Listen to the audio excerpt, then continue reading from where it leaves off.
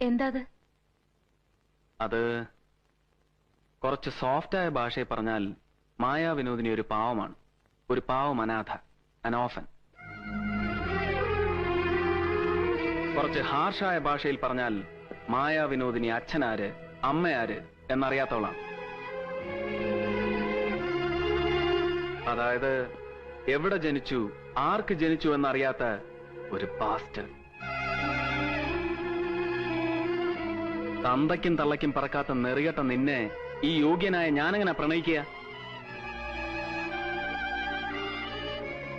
എന്റെയോ എന്റെ അമ്മയുടെ മുഖത്ത് നോക്കാൻ യോഗ്യതയില്ലാത്ത നിന്നെ ഞാനെങ്ങനെ കല്യാണം കഴിക്കുക?